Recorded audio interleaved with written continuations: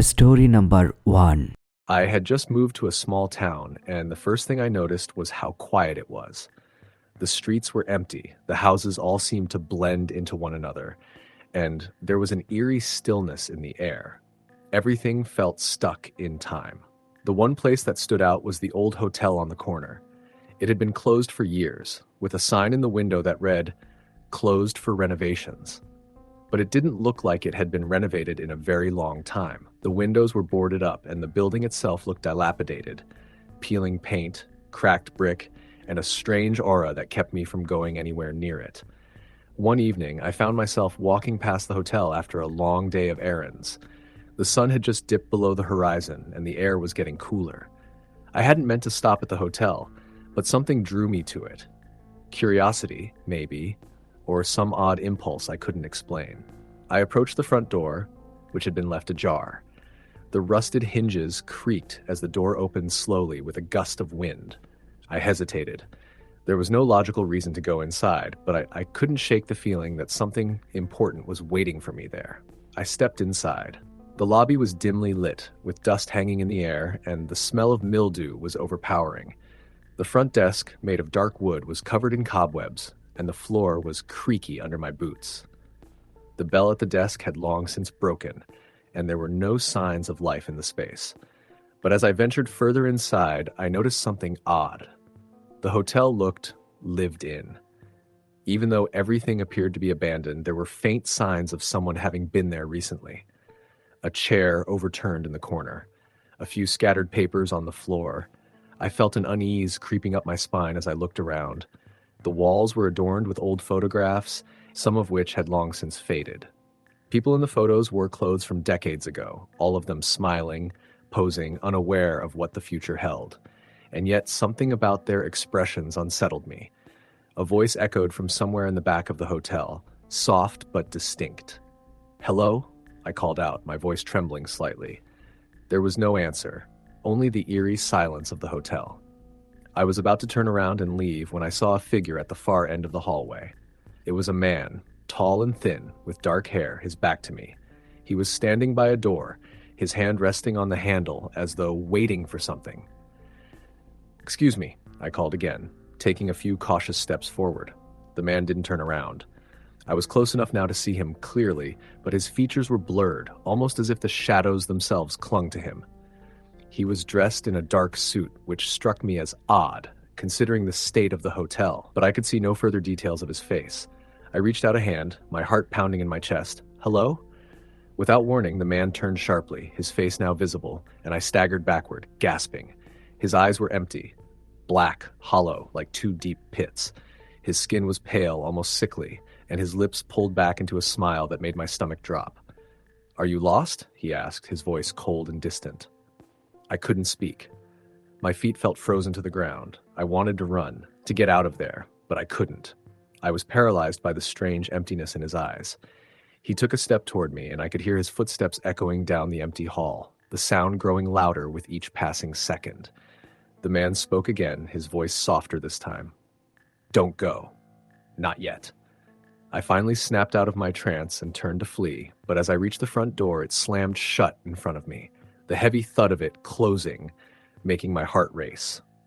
I tried to pull the door open, but it wouldn't budge. The man was standing behind me now, his footsteps getting closer, but I couldn't turn around. Something told me I shouldn't look at him again. "Why are you here?" I whispered to myself, panic rising. But his voice answered before I could stop myself. "You know why. You've always known." I could feel him there, just behind me, but I couldn't bring myself to turn around. I pressed my hands against the door, pushing as hard as I could, but it still wouldn't move. The hotel seemed to close in around me, the walls stretching inward, and the air grew heavier with each passing second. I turned to face him, my breath shallow and fast. "What do you want from me?" I demanded. He was closer now, and as I looked into his eyes again, I realized they weren't just empty. They were filled with something darker, a kind of hunger. The edges of his figure began to blur, as though he were fading into the shadows themselves. "Nothing," he said simply. "I only wanted you to see." Before I could react, the hotel seemed to shift, the walls warping, and the floor beneath my feet began to tremble. I looked around in a panic as the lights flickered and went out, plunging the entire space into darkness. The man was gone. There was no sound, just the pounding of my heart in my ears. And then I heard it, a soft murmur, like whispers from the past, faint but growing louder. I realized that the man was not alone. There were others in the hotel, others who had once walked these halls, their voices now trapped in the walls. The whispers turned into voices, rising in volume, almost as though they were calling me. But they weren't just calling, they were begging for something, desperate for someone to hear them. "Leave," one of the voices pleaded, sharp and frantic. "Leave now before it's too late." I couldn't breathe. My chest tightened as I stumbled backward, my hands scrambling against the wall for support. I couldn't see anything in the pitch-black hotel, but the voices continued to grow louder, their pleas echoing in my mind. Then I felt a cold hand on my shoulder. I spun around, but there was no one there. The sensation was gone as quickly as it came, leaving me gasping for air. The whispers, though, they didn't stop. They filled the space, consumed me entirely, urging me to leave, to escape before whatever was waiting for me inside came closer. Finally, the door to the hotel burst open, and I ran without looking back. I didn't stop until I was standing on the street, my hands trembling. The air outside was cool, but I felt no relief. I could still hear the whispers, distant but clear, as if they followed me. I never went back to the hotel. The old building still stands, abandoned and empty, but I know I'm not the only one who's been drawn to it. There are others who have come, and they've left without a word. Just like the man in the hallway, their faces lost to the shadows. No one knows what happened to them. But sometimes, when I pass by the hotel, I swear I can hear them calling, trapped inside, waiting for the next person to enter. Story the end. Story number 2. The storm rolled in faster than I had anticipated. Thick clouds swallowed the last traces of daylight as I drove down the winding road, rain hammering against the windshield. I had been on the highway for hours, making my way back from a work trip when exhaustion crept in. My GPS showed the next town was still over an hour away, and I wasn't sure I could make it without rest. That's when I saw the sign. Crestview Inn. Vacancy. It was an old wooden sign, barely visible in the dim light. A smaller sign below it read, "Established 1927. I slowed down and turned onto the narrow road leading up to the hotel. The building sat atop a small hill, its structure imposing despite its age. The dim glow of a neon open sign flickered in one of the front windows, the only indication of life within. I parked my car and hurried inside, shaking the rain from my jacket. The lobby was surprisingly well kept, though it had an unmistakably vintage feel. Dark wooden floors, an ornate chandelier that swayed slightly from the draft, and a reception desk that looked as if it hadn't been updated in decades. A woman in her 60s stood behind the counter. Her gray hair was neatly tied back, and her expression was unreadable. "Checking in?" she asked in a quiet voice. "Yeah," I said, glancing around. The place was empty. "Long drive. Just need a room for the night." She nodded and reached under the counter, producing an old-fashioned key attached to a brass tag. "Room 306, she said, sliding it across the desk. "Top floor. Elevator's out, so you'll need to take the stairs." I hesitated. "Anyone else staying here tonight?" Her lips pressed into a thin line. "Not many travelers come through anymore." She looked at me for a long moment before adding, "Try to stay in your room after dark." The way she said it sent a small chill down my spine, but I was too tired to question it. I took the key, thanked her, and made my way up the staircase. The steps creaked under my weight, and I couldn't help but notice the silence. No distant hum of a TV, no murmur of voices, just the occasional groan of the old building settling. My room was at the end of a long hallway. The moment I stepped inside, I was struck by the overwhelming feeling that I wasn't alone. The room was clean but outdated, floral wallpaper peeling at the edges, a heavy wooden dresser, a single lamp that cast long shadows on the walls. The bed looked comfortable enough, but the air was thick, almost suffocating. I chalked it up to my exhaustion and locked the door behind me. After changing into dry clothes, I sat on the edge of the bed and checked my phone. No signal. I sighed, tossing it onto the nightstand. The rain outside had intensified, wind howling against the windows. I turned off the lamp and lay down, closing my eyes. That's when I heard it, a faint knock at the door. It was so soft that at first I thought I had imagined it, but then it came again, 3 deliberate knocks. I sat up, my pulse quickening. "Hello?" I called out. No answer. I got out of bed and moved cautiously to the door, pressing my eye to the peephole. The hallway was empty. I exhaled, shaking my head, just my mind playing tricks on me. But as I turned back toward the bed, I heard it again. This time, the knocks were louder and closer. Not at the door, at the closet. I froze. The closet was just a few feet away, its old wooden doors slightly ajar, a thin sliver of darkness stretched between them. My breath caught in my throat as I stared, waiting, listening. Then, ever so slowly, the doors creaked open. I lunged for the lamp and flicked it on, flooding the room with light. The closet was empty. Nothing but an old wooden hanger swaying slightly from its hook. My heartbeat was a hammer in my chest. I hurried over and shut the closet doors firmly, wedging a chair against the handle for good measure. This was ridiculous. I was overtired, my mind playing tricks on me. I just needed sleep. I climbed back into bed and turned off the lamp. The room plunged into darkness again. Minutes passed. Then the soft creaking began. The closet doors were opening, slowly, deliberately. A rush of cold air swept across the room. I gripped the sheets, forcing myself to keep my eyes shut. Whatever was in that closet, I would not look at it. I felt a presence, something heavy in the air, watching me. And then the whisper came, right by my ear. "You shouldn't be here." I gasped, bolting upright and scrambling for the lamp. The moment the light flickered on, the room was empty. The closet doors were wide open. I grabbed my bag and ran. The hallway felt longer than before, stretching endlessly as I sprinted toward the staircase. The air was heavy with an unnatural stillness, the walls seeming to pulse around me. As I reached the lobby, the old woman at the desk was gone.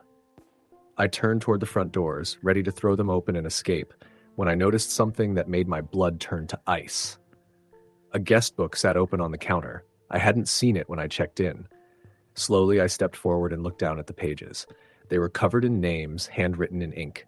I flipped through them, dread curling in my stomach. The last recorded check-in, 1989. And then, beneath it, my own name, scrawled in the same faded ink. A cold shudder ran down my spine. My legs felt like they might give out beneath me. That's when I heard it. The sound of footsteps, slow and deliberate, coming down the stairs behind me. I didn't look back. I ran. I burst through the front doors, the storm raging around me. My car was still there, and I fumbled with my keys, my hands shaking violently. I barely managed to start the engine before peeling out of the parking lot. As I sped down the road, I glanced in the rearview mirror. The Crestview Inn stood motionless in the distance, but the neon open sign, it had turned off. I didn't stop driving until I reached the next town. When I finally checked into a different motel, I locked the door, turned on every light, and stayed awake until dawn. The next morning, I searched for the Crestview Inn online. There was no record of it, not a single mention, no reviews, no history, no demolition plans, as if it had never existed.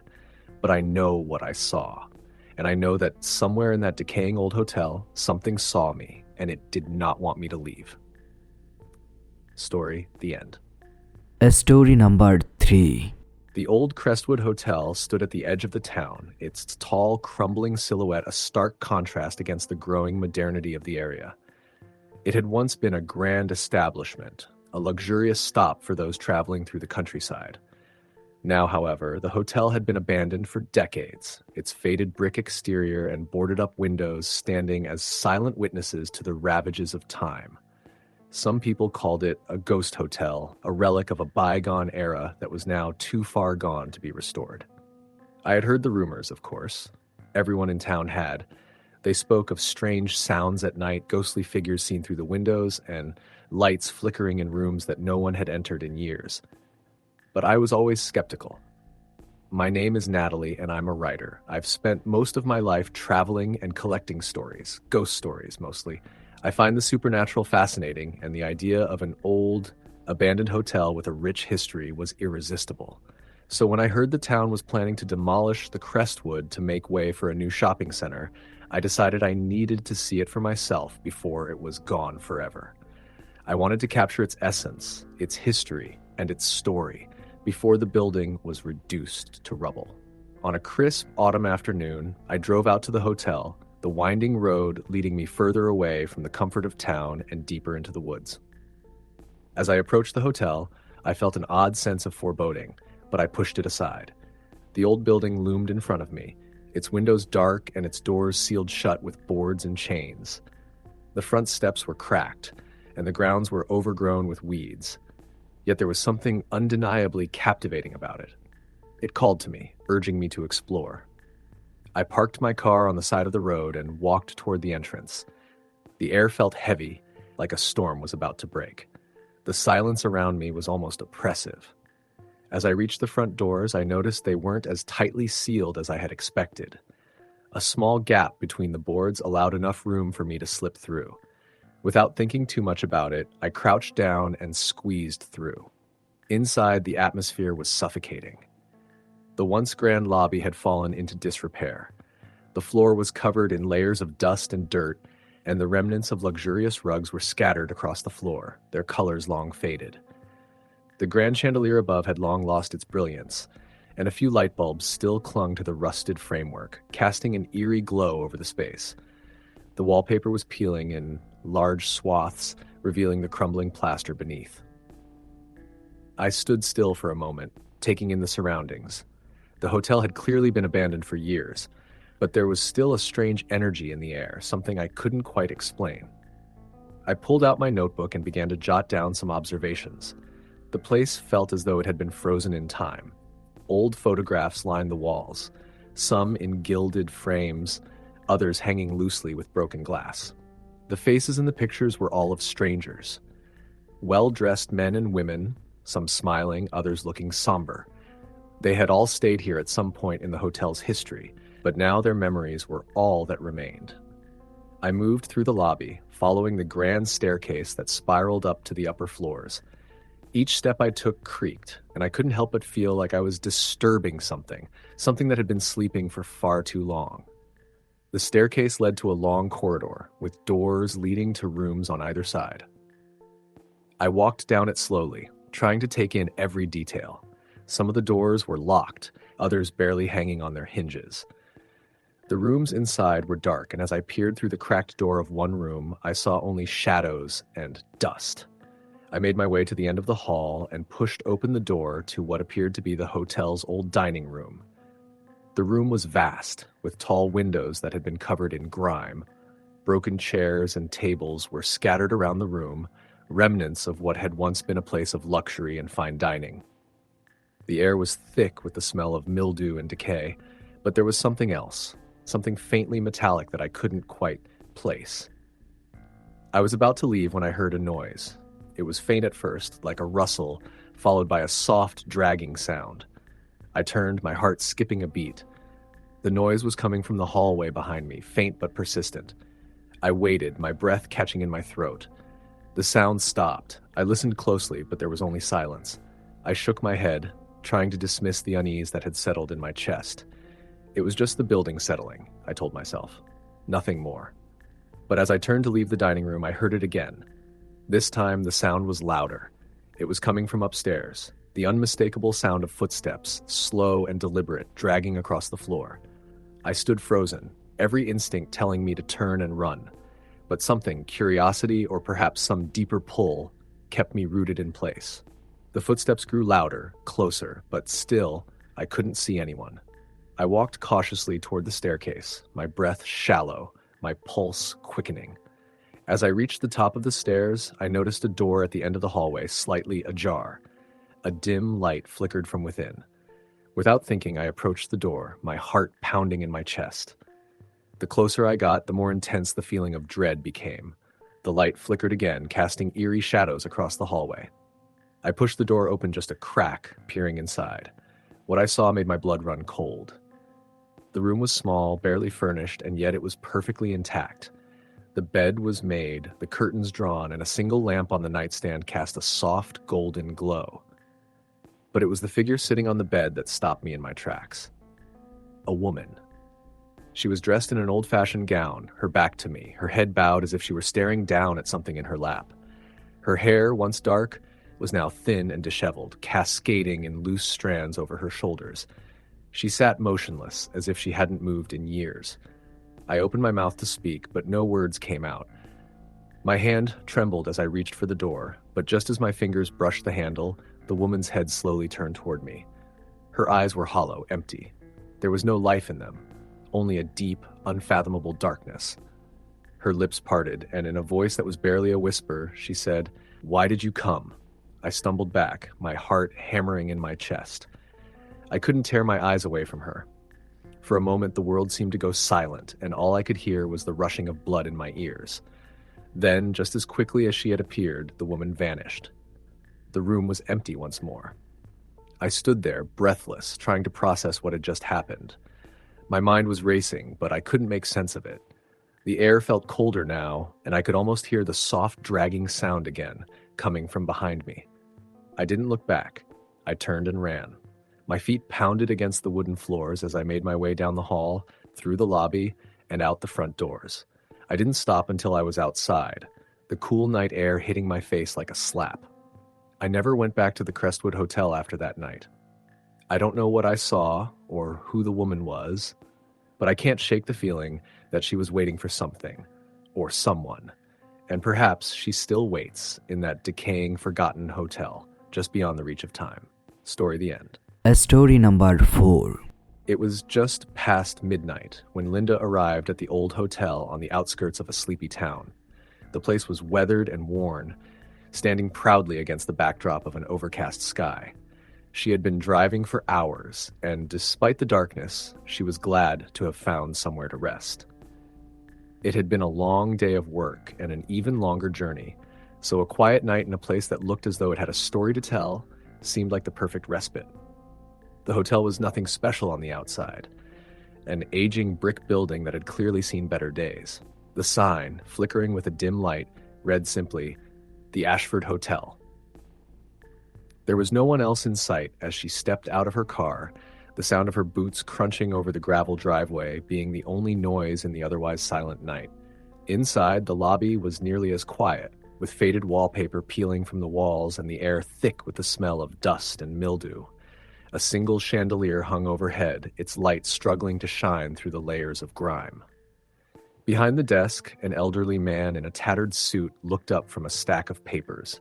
His skin was pale and his eyes seemed unnervingly blank. He greeted her with a thin smile that didn't quite reach his eyes. "Room for the night?" he asked in a raspy voice. Linda nodded, trying to push the unsettling feeling she had back into the recesses of her mind. She had stayed in worse places. At least this one was still standing. "Room 12, the man said, handing her an old brass key. "You'll find it at the end of the hall upstairs. No trouble at all." "Thanks," she said, offering a polite smile before turning toward the staircase. The stairs creaked under her feet as she ascended, the wood groaning with each step. It was strange how empty the hotel felt. Not a single person wandered the halls, not a sound came from any of the rooms. It was as though the building itself was holding its breath. She reached the second floor, and the hallway stretched out before her, dimly lit by hanging sconces that flickered faintly. At the end of the hall was room 12, its door slightly ajar. Linda pushed it open, and the smell of stale air hit her immediately. The room was simple, with a large bed covered in a faded quilt, and a small dresser against the wall. The wallpaper here, too, was peeling, and the only window in the room looked out onto the overgrown yard, where the moonlight barely broke through the clouds. Despite the worn-down appearance, it felt oddly still. The air felt heavy, as if it had been trapped in this room for years. She set her bag down on the bed and walked over to the window, peering out into the darkened yard. The only movement she could see was the slow rustling of the trees as the wind picked up. There was no one out there, no cars passing by, nothing. Linda shrugged it off and went to the bathroom, hoping a hot shower would help shake off the fatigue of the long drive. The water sputtered at first, but eventually it ran hot, and she stood under the stream, letting it wash away the stress of the day. When she emerged, wrapped in a towel, the room felt different, colder, heavier. She couldn't quite place it, but the air seemed wrong. She quickly dressed, trying to ignore the feeling, and set her things out on the small desk in the corner.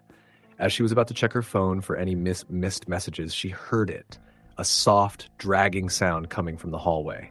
It was so faint at first that she thought it might be the wind, but then it came again, closer this time. A slow, scraping noise. Linda's heart began to race. She stood frozen, listening intently. Then the door to her room creaked open. Linda turned sharply, her breath catching in her throat. The door was still ajar, but she was certain she had closed it after she came in. She crossed the room cautiously, but when she reached the door, no one was there. Confused and a little unsettled, she stepped into the hallway. The strange scraping noise was gone, but the air still felt thick. The hallway was completely silent now, and she noticed that the door to room 13 was slightly open too. It wasn't like that when she had passed it earlier. Her curiosity got the better of her. She couldn't shake the feeling that something was off, something she hadn't noticed before. She stepped closer to the door of room 13 and slowly pushed it open. Inside was an eerie darkness, as though the room itself were holding its breath. The only light came from the flickering sconces outside. There was no furniture, nothing but the bare floor and walls. It was as though the room had been abandoned for years. But what struck Linda the most was the smell. It was thick and musty, with an undertone of something else, something metallic. Suddenly, she heard something from behind her, a whisper. "Get out!" Linda spun around, her heart leaping into her throat. She was alone. No one in sight, but the voice had been so real. It had been in her ear, cold and urgent. She backed away from the door, the hairs on the back of her neck standing on end. She quickly shut the door to room 13, feeling a rush of panic flood over her. As she turned to walk back to her own room, she caught a glimpse of something in the corner of her eye. A figure standing at the end of the hallway. It was a man, tall and thin, wearing a dark suit. His face was obscured by shadows, but Linda could see his eyes, pale and unblinking, staring at her with an intensity that sent a chill down her spine. Without thinking, she bolted toward her room, slamming the door behind her. Her breath came in ragged gasps as she locked it, leaning against the wood for support. She could hear her heartbeat pounding in her ears. Was she imagining it? Had the exhaustion finally caught up with her? But then, there was the unmistakable sound of footsteps, slow and deliberate, coming from the hallway again. Linda's eyes darted to the window. The darkened yard outside had become a blur in the moonlight, the shadows shifting unnaturally. There was no escape, not that she could see. The feeling of being trapped began to close in on her. She turned back to the door, only to find it standing wide open. In the doorway stood the same figure, tall, thin, and completely silent. His eyes locked onto hers, and he began to move forward, step by slow step, his face never changing, never blinking. Linda's heart skipped a beat as a cold sweat broke out across her skin. She backed away, her legs shaking uncontrollably, until her back hit the bed. The man's shadow stretched into the room, dark and consuming. "Leave," the voice whispered again, now coming from the man's lips. She opened her mouth to scream, but no sound came out. Before she could react, the room plunged into complete darkness. The next morning, Linda was found in her bed, her face pale, her eyes wide with terror. She had left the hotel without a word, driving off into the early hours of the morning without even checking out. The Ashford Hotel stood silently in the distance, waiting. No one would stay there for long. The whispers would always be there, echoing through the walls. Story, the end. Story number 5. It was late September when Sarah found herself standing in front of the old hotel. The building seemed to be alive with the whispers of its past, and despite its decrepit state, she couldn't help but feel a strange draw toward it. The Hawthorne Hotel had been abandoned for decades, its once grand exterior now worn and weathered. Vines crawled up the stone walls, and windows were either shattered or covered in thick layers of dust. Despite the eerie atmosphere, she needed a place to stay for the night, and the hotel was the only option for miles. She had been on the road for hours, trying to reach the next town, but the evening was getting late. The sky had turned a deep shade of purple, and a cool breeze made her shiver as it swept through the trees lining the road. Sarah glanced at the sign hanging above the door. The Hawthorne Hotel was barely legible, the paint peeling away with time, yet it seemed to beckon her forward. She didn't think twice, pushing open the creaky door and stepping inside. The lobby was dimly lit, with the faint smell of old wood and something she couldn't quite place, a musty, metallic odor that lingered in the air. The reception desk was deserted, save for a bell that sat at the far end.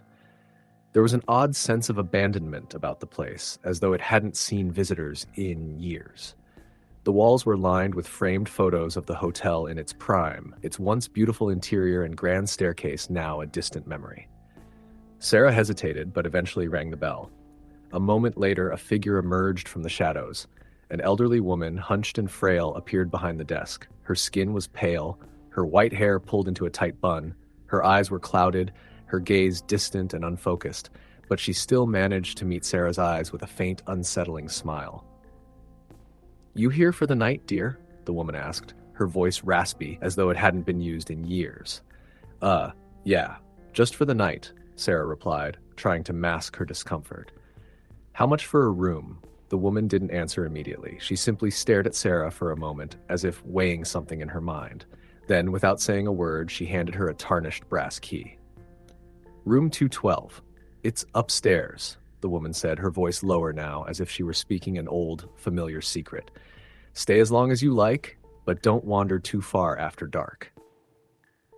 Sarah nodded, though she didn't understand the strange warning. She took the key and made her way to the staircase. The stairs creaked under her feet as she ascended. The hotel was silent, save for the occasional rustle of the wind outside.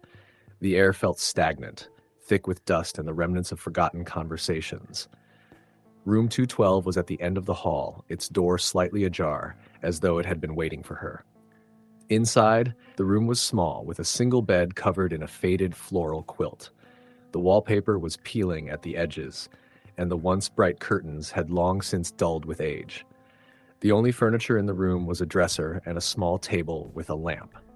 It was quiet, too quiet, and the faint smell of mildew hung in the air, mingling with the scent of old wood. Despite the uncomfortable atmosphere, Sarah was too tired to care. She set her bag on the bed and decided to take a quick shower before trying to sleep. The bathroom, though small, was functional. The water pressure was weak, but it was warm enough to soothe her aching muscles. Afterward, she changed into her pajamas and settled into bed, trying to ignore the uneasy feeling that had settled in her chest. But sleep didn't come easily.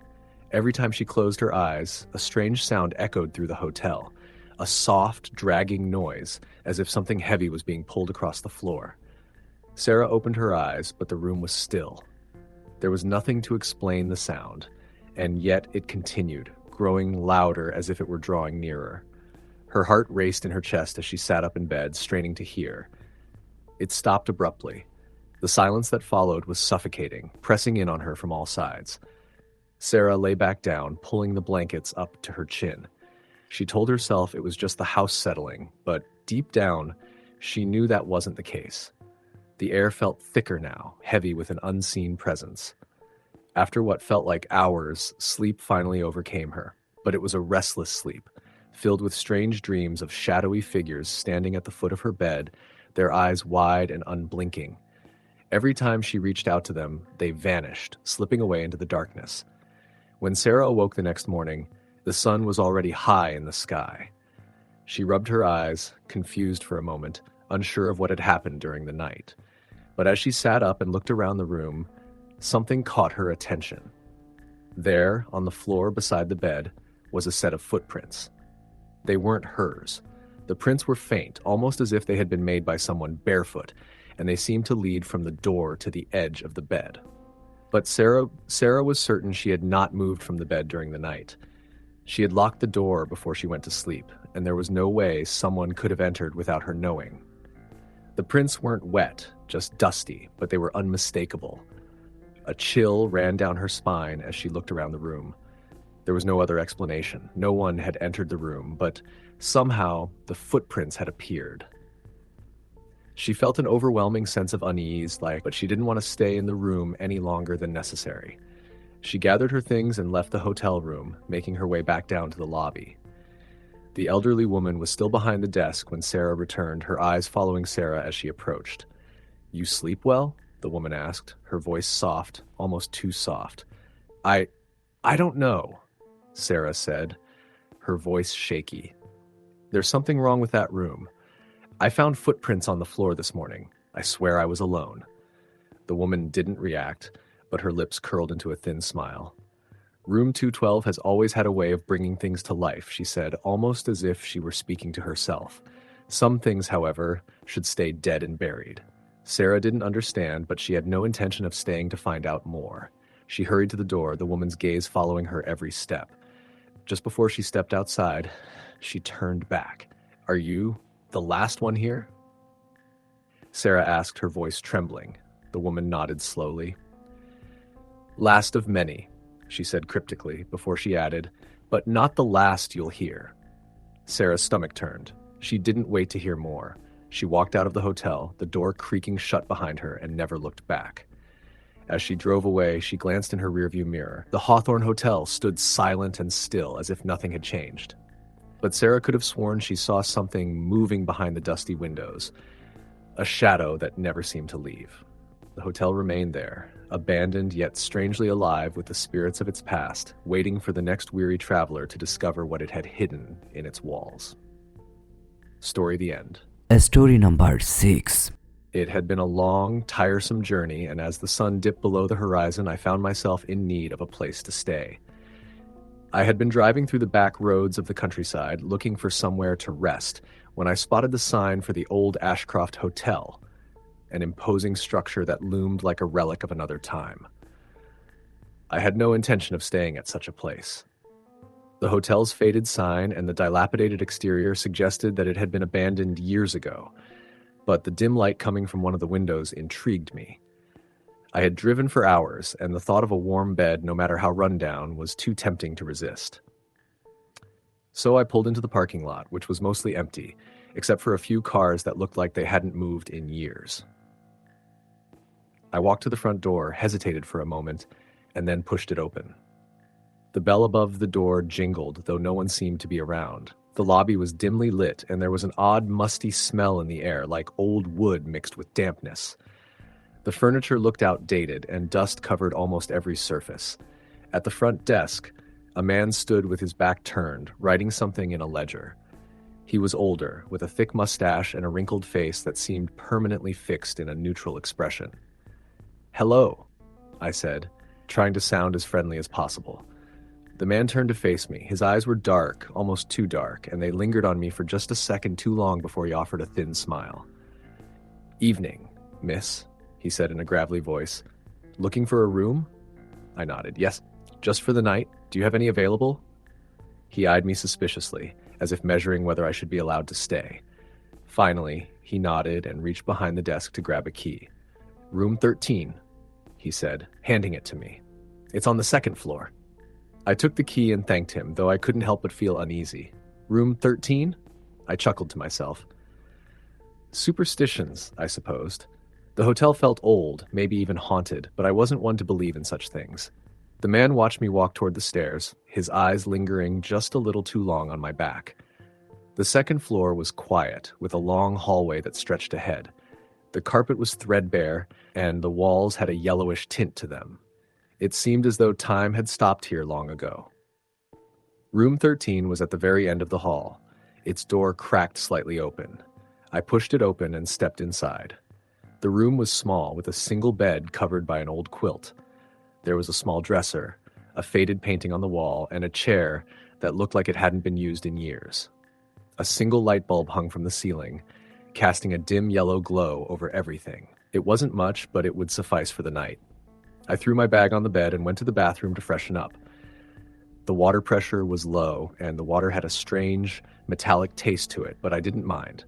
I was tired, and all I wanted was a good night's sleep. When I finished, I turned off the bathroom light and went back to the main room. I decided to watch some television to pass the time. But as I sat there, flipping through the channels, something strange began to happen. The temperature in the room seemed to drop. I pulled the blanket tighter around my shoulders, thinking maybe the air conditioning had kicked in, though I had noticed no such device. The hairs on the back of my neck began to stand on end, and I couldn't shake the feeling that I wasn't alone. Suddenly, there was a knock at the door. My heart skipped a beat. Who could it be? The man at the front desk had mentioned no one else staying at the hotel, but maybe I had missed something. Slowly, I approached the door and peered through the peephole. Nothing. I stepped back, confused. Who would knock and then just leave? I opened the door cautiously, but the hallway was empty. I looked in both directions, but there was no sign of anyone. I shrugged it off, thinking maybe I had imagined it. But when I returned to the bed, the feeling of unease intensified. The room seemed darker now, despite the lamp still being on.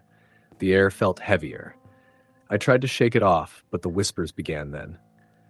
At first, they were faint, like the wind stirring through the trees outside. But then they became more distinct, as though someone was standing just behind me, speaking in hushed tones. I spun around, but there was no one there.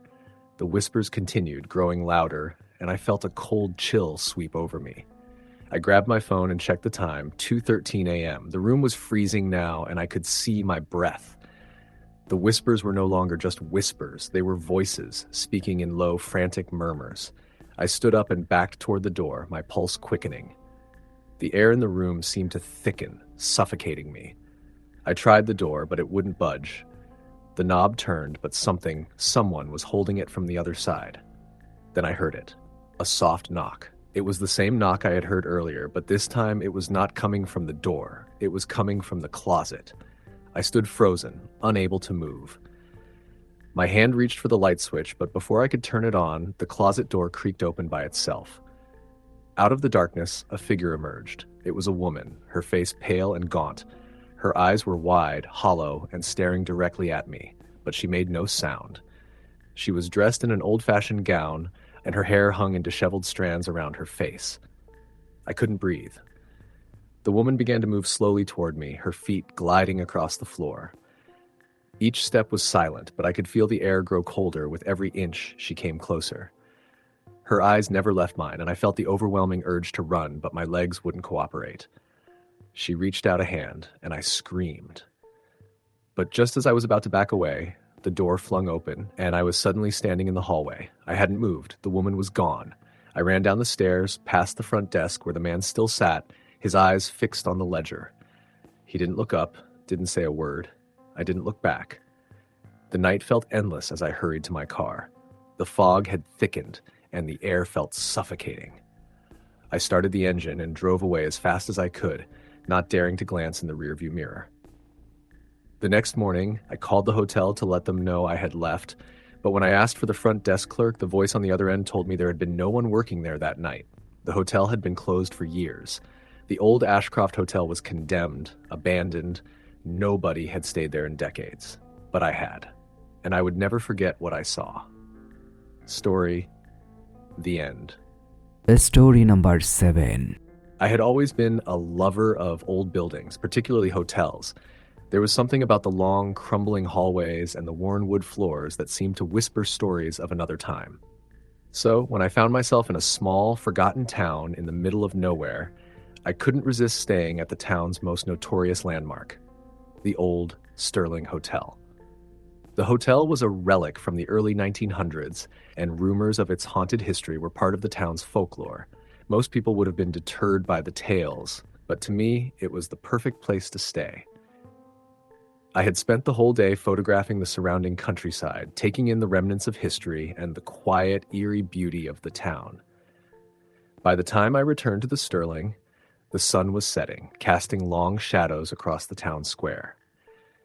As I stepped inside, I was immediately struck by the hotel's aged grandeur. The lobby had an air of faded elegance, with velvet curtains that had lost their luster, chandeliers that hadn't been polished in years, and a thick layer of dust on everything. A large, ornate desk stood at the back of the room, behind which an elderly man sat, his gray hair thin and his eyes distant. He didn't greet me with a smile or a word, just gestured to the register. I signed in, and he handed me an old-fashioned brass key, its surface worn and tarnished. "Room 204, he said, his voice low and rasping. I made my way up the grand staircase, the worn steps creaking beneath my weight. The air was thick with the smell of must and decay, and I could hear the occasional drip of water somewhere in the distance. The wallpaper on the walls was peeling in places, and the sconces, though dimly lit, cast an eerie glow on the dark wood floors. It felt like stepping into a forgotten time. When I reached the second floor, I found room 204 tucked at the far end of the hall. The door was slightly ajar, and I pushed it open with a gentle nudge. Inside, the room was exactly what I had expected. Old, with heavy furniture draped in faded sheets and curtains that blocked any real light from coming in. The bed was large, its wooden frame carved with intricate designs, but the mattress looked as though it had seen better days. There was a large mirror above the dresser that caught my attention immediately. The edges were tarnished, and I could make out faint scratches across the surface. I set my bags down and went to the window to pull back the curtains. Outside, the view of the town square was shrouded in the soft, fading light of evening. There were only a few scattered buildings, most of them empty, but there was something unsettling about the stillness. I didn't think much of it, though, and instead decided to head down to the lobby for a drink. The bartender, a woman with sharp features and an almost unnatural quietness to her, poured me a glass of whiskey as I asked her about the history of the hotel. Her eyes flickered for a moment, and she leaned in close, lowering her voice. "People say it's haunted," she said, almost too casually, as if she had told this story hundreds of times before.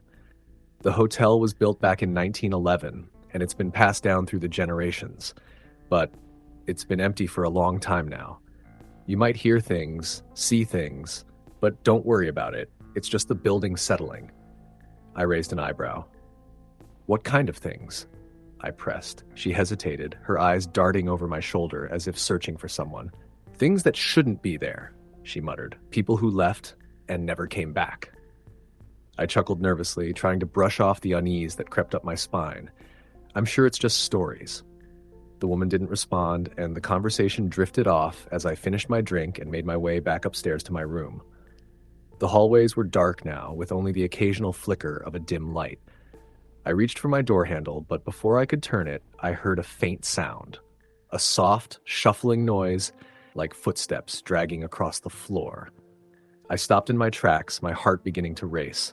The hallway was empty. I couldn't see anyone. The sound came again, this time closer, as if someone or something was moving in the shadows. My breath caught in my throat. I quickly turned the doorknob and stepped inside, locking the door behind me. I tried to calm myself, telling myself it was just the building's age and the strange acoustics. I undressed and climbed into bed, the old mattress creaking beneath me. The room was silent for a while, save for the distant sound of wind howling through the cracks in the walls. But then I heard it. A whisper. Faint, like a breath against my ear. "Help me." I shot up in bed, my heart pounding in my chest. My eyes darted around the room, searching for any sign of someone, but there was no one. Just the same faded wallpaper and dark furniture. I got out of bed and checked the door, making sure it was still locked. It was. I couldn't explain the feeling that something was in the room with me, but it was overwhelming.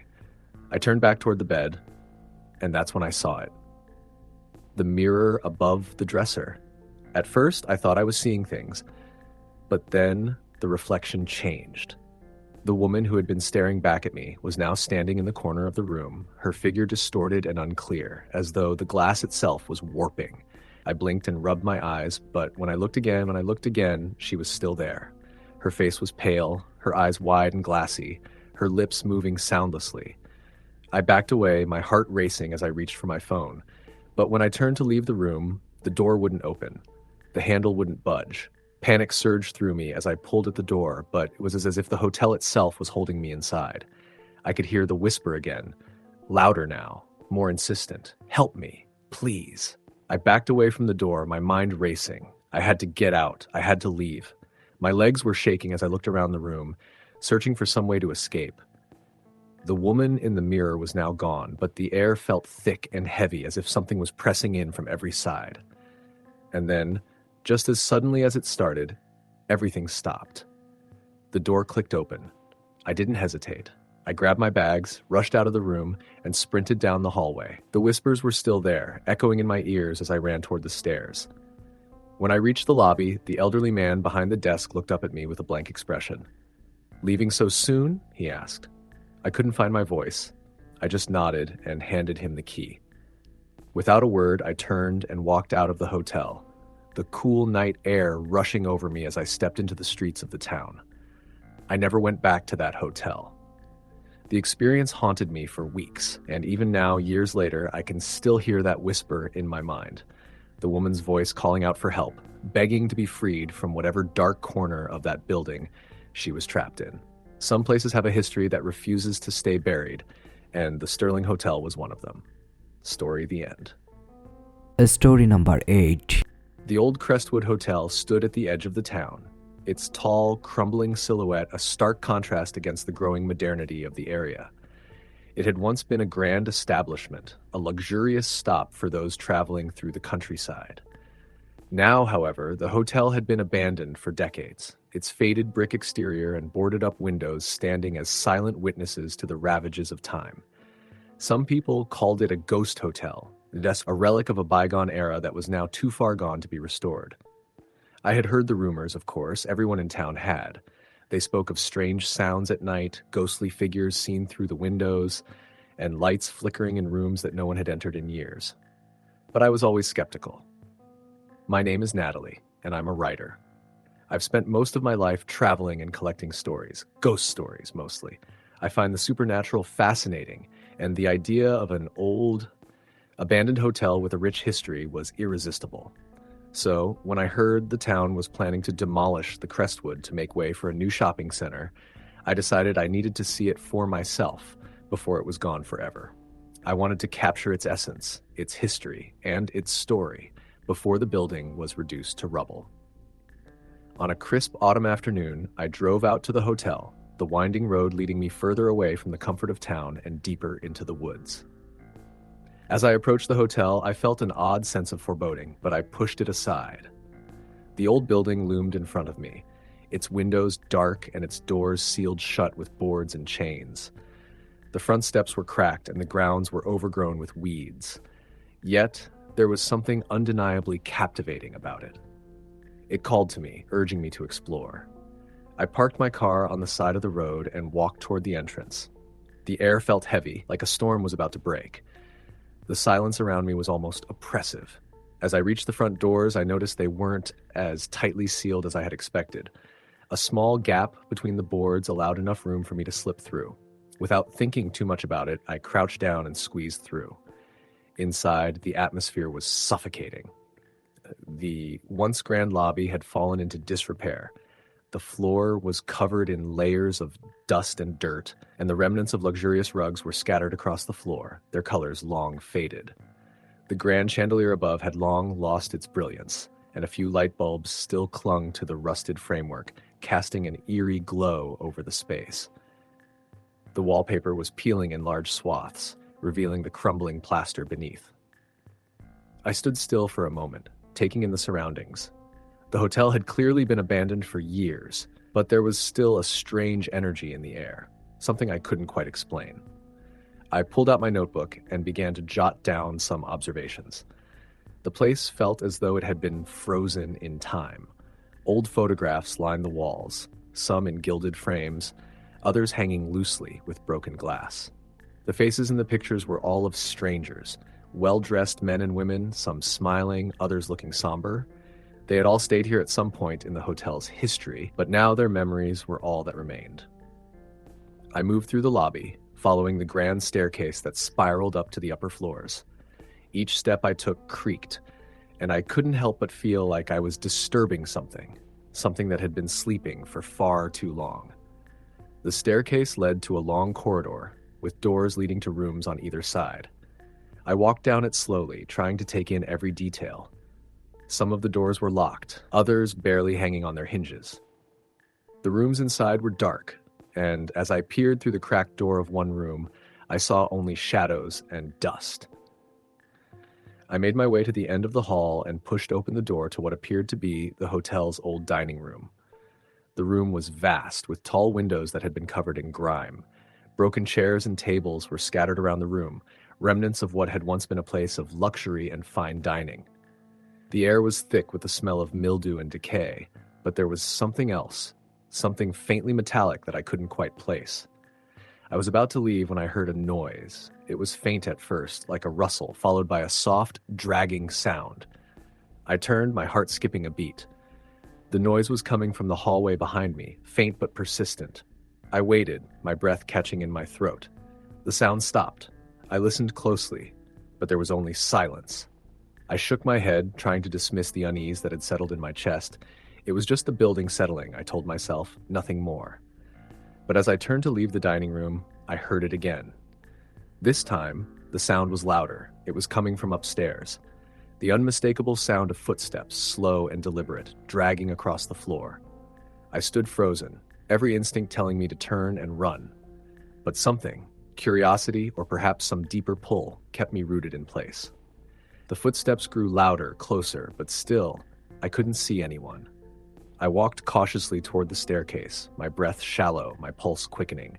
As I reached the top of the stairs, I noticed a door at the end of the hallway, slightly ajar. A dim light flickered from within. Without thinking, I approached the door, my heart pounding in my chest. The closer I got, the more intense the feeling of dread became. The light flickered again, casting eerie shadows across the hallway. I pushed the door open just a crack, peering inside.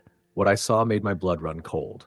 The room was small, barely furnished, and yet it was perfectly intact. The bed was made, the curtains drawn, and a single lamp on the nightstand cast a soft, golden glow. But it was the figure sitting on the bed that stopped me in my tracks. A woman. She was dressed in an old-fashioned gown, her back to me, her head bowed as if she were staring down at something in her lap. Her hair, once dark, was now thin and disheveled, cascading in loose strands over her shoulders. She sat motionless, as if she hadn't moved in years. I opened my mouth to speak, but no words came out. My hand trembled as I reached for the door, but just as my fingers brushed the handle, the woman's head slowly turned toward me. Her eyes were hollow, empty. There was no life in them, only a deep, unfathomable darkness. Her lips parted, and in a voice that was barely a whisper, she said, "Why did you come?" I stumbled back, my heart hammering in my chest. I couldn't tear my eyes away from her. For a moment, the world seemed to go silent, and all I could hear was the rushing of blood in my ears. Then, just as quickly as she had appeared, the woman vanished. The room was empty once more. I stood there, breathless, trying to process what had just happened. My mind was racing, but I couldn't make sense of it. The air felt colder now, and I could almost hear the soft, dragging sound again, coming from behind me. I didn't look back. I turned and ran. My feet pounded against the wooden floors as I made my way down the hall, through the lobby, and out the front doors. I didn't stop until I was outside, the cool night air hitting my face like a slap. I never went back to the Crestwood Hotel after that night. I don't know what I saw or who the woman was, but I can't shake the feeling that she was waiting for something or someone. And perhaps she still waits in that decaying, forgotten hotel just beyond the reach of time. Story the end. Story number 9. The old Hawthorne Hotel was known for its age, the dark wood floors, the creaky staircases, and the scent of old furniture that seemed to permeate every room. It sat on the edge of a sleepy town where the busy life of the city felt like a distant memory and time moved slower than it should. Emma, a freelance photographer, had come to stay there for a few days while working on a project about abandoned buildings and historic landmarks. She had heard the rumors, of course, how the hotel was said to be haunted, but she didn't believe in ghosts. At least she didn't think she did. When Emma arrived, the hotel was almost empty. She checked in with an elderly man behind the desk who didn't say much, just handed her a brass key and told her to head up the narrow staircase. The hotel looked quiet and serene, not at all like the kind of place one would expect to find ghosts. Still, as Emma climbed the stairs, she felt a strange heaviness in the air, a faint pressure, like the building itself was holding its breath. She shrugged it off. It was an old hotel. Everything creaked and groaned. But when she reached the top floor and found her room, she had to admit there was something odd about it. The walls were lined with faded wallpaper. The windows looked out onto an alleyway where sunlight barely reached, and the bed was covered in an antique quilt that seemed to belong in a museum. She set her bags down, unpacked her camera gear, and began to snap a few pictures of the room. That's when she noticed it. A picture on the wall, an old photograph of the hotel, hung crookedly. It wasn't unusual for an old place like this to have a picture on the wall, but the way this one seemed to move in and out of focus unsettled her. She stood back, trying to get a better shot, but every time she aimed her camera at it, the lens would fog up. She wiped it off, puzzled, and took another shot. This time, the photograph was perfectly clear, but the figure of a woman, barely visible in the image before, was now standing in the foreground, her back to the camera. Emma blinked, unsure if she was seeing things. The woman in the photo looked out of place, dressed in clothes from a different era, her face obscured by a veil. But when Emma stepped closer to inspect it, she could have sworn the woman's posture shifted, as if she were turning slightly. Her heart pounded. It was just a trick of the light, surely. Yet, something about that woman's presence in the image felt too real. She didn't think much of it at the time. Instead, she grabbed her camera and went back downstairs to explore the rest of the hotel, taking photos along the way. The lobby was grand but empty, with a chandelier that hung low over the reception desk, and the dining area was even quieter, with chairs neatly arranged around dark wooden tables. Everything was so still, it almost felt as though the building was waiting for something to happen. The hotel had been built in the early 1900s, and Emma could feel its history in every corner. As the day wore on, she grew more and more fascinated with the place, though she couldn't deny the sensation that something was off. When night fell, she decided to call it a day, returning to her room to rest. She was exhausted, but her mind was too active, too consumed by the strangeness of the hotel to sleep easily. Around midnight, the air in the room grew unnaturally cold. Emma woke with a start, the temperature dropping so sharply that she could see her breath mist in front of her. She pulled the blanket up around her shoulders, thinking it must be the old heating system, but the cold lingered, like an invisible presence in the room. As she lay there, wide awake, she thought she heard faint footsteps outside her door. Slow, deliberate steps, the kind that didn't belong in a place like this. She sat up, her pulse quickening. The hotel had been quiet all day. Who would be walking around this late? The steps grew louder, closer, and then, suddenly, they stopped. There was a knock at her door. Emma's heart leapt into her throat. She was alone. She hadn't seen anyone else in the hotel for hours. Her breath caught as she stared at the door, willing herself to ignore it. Maybe it was a mistake. Maybe someone had gone to the wrong room.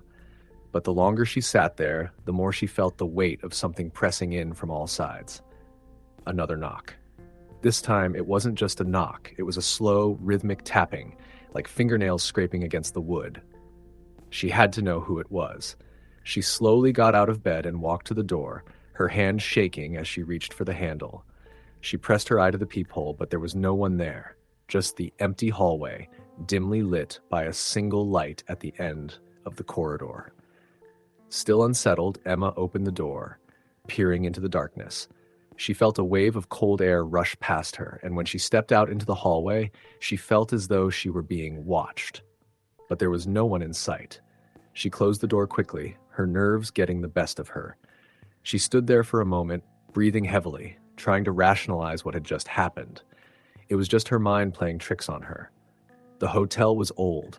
The building settled in strange ways. She'd heard stories of old hotels and how their creaky floors could mimic footsteps, how their plumbing could sound like knocking.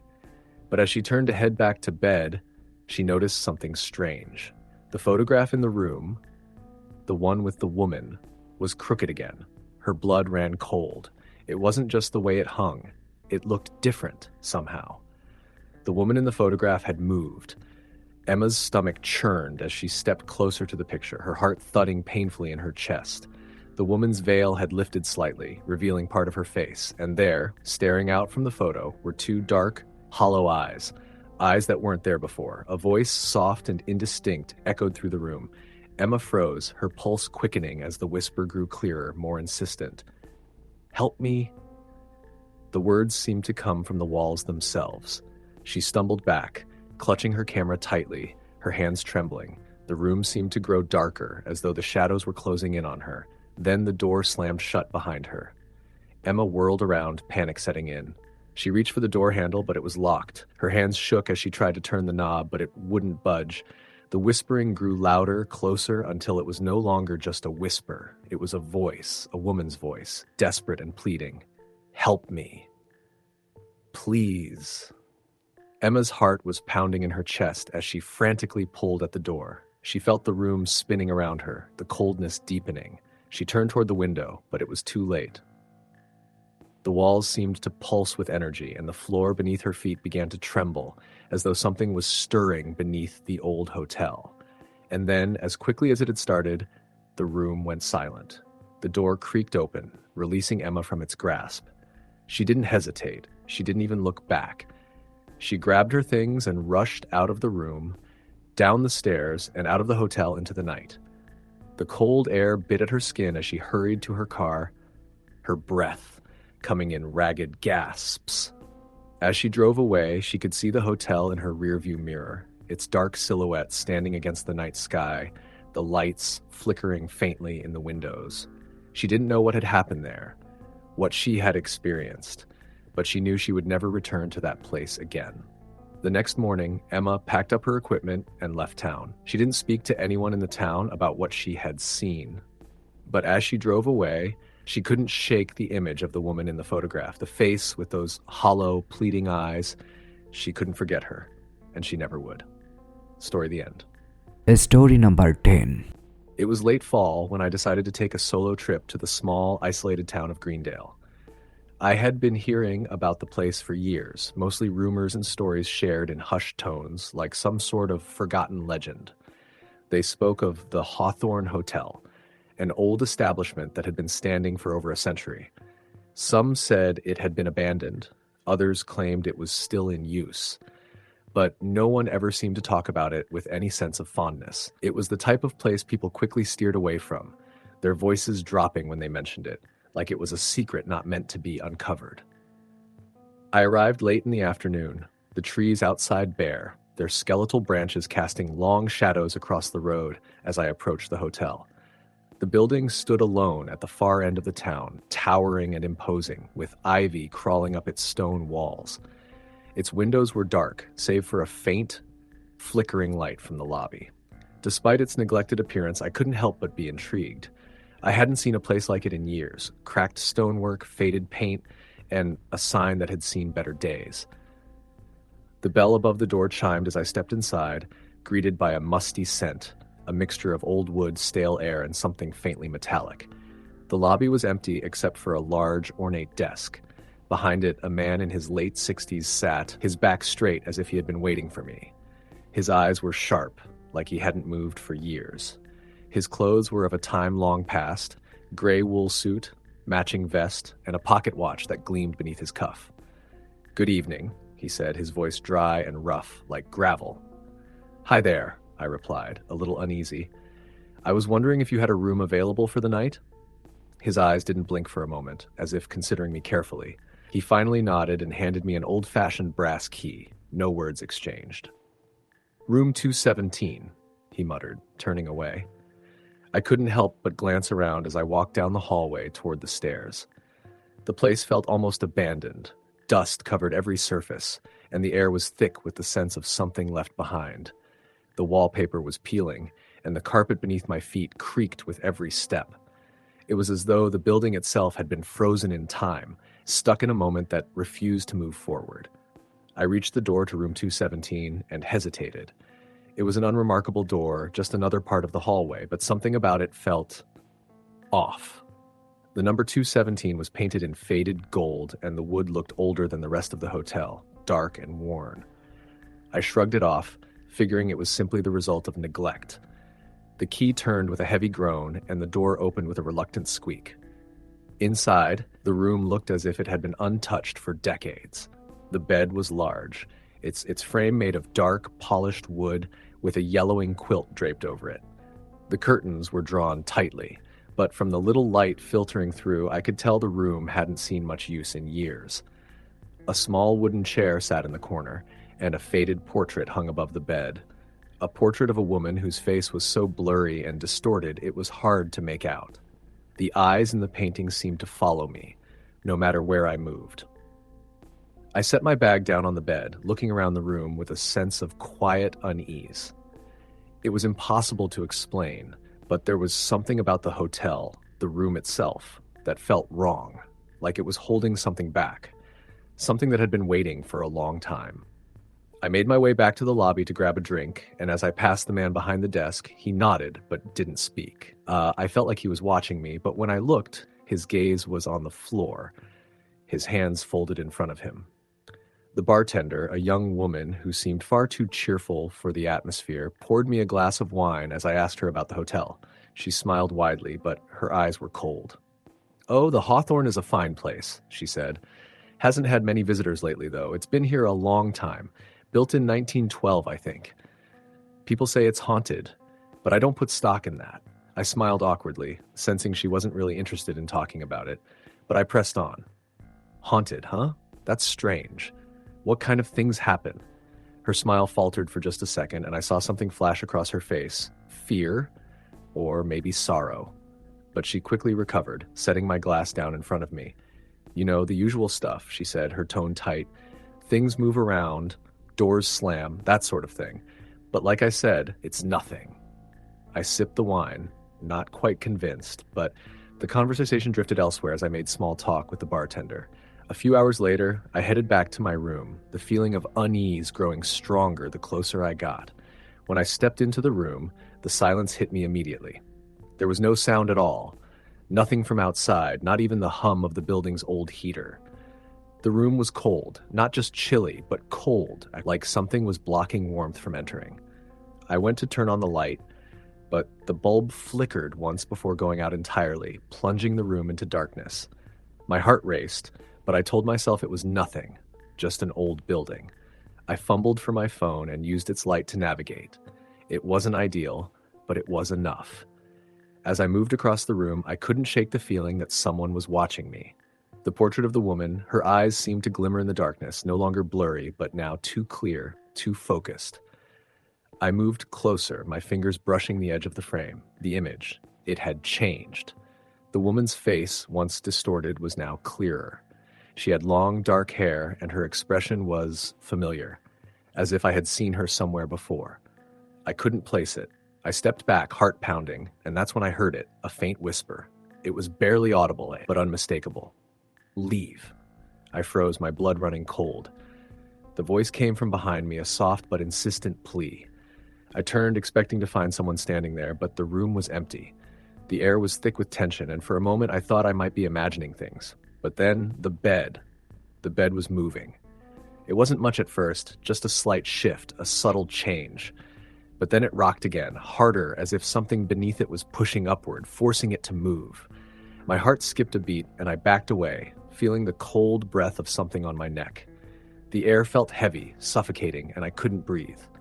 Suddenly, the door slammed shut with a deafening bang, and I screamed, stumbling backward, my foot catching on the chair and sending it crashing to the floor. I was trapped, alone, with something I couldn't see but could feel all around me. The whisper came again. "Leave." It wasn't a request anymore. It was an order. With trembling hands, I scrambled to the door, twisting the knob with all my strength. The door wouldn't budge. Panic surged through me as I pulled harder, my chest tightening as I felt something pressing in from all sides. And then in the mirror across from me, I saw her. The woman from the portrait. She stood behind me, her face now fully visible, her eyes hollow and pleading, her mouth moving soundlessly. Her hands reached for me, and I could feel the coldness of her touch, even though she was still in the reflection. With a final burst of adrenaline, I yanked the door open and ran out into the hall, not looking back, not stopping until I reached the front door. I didn't care about my bag, my things.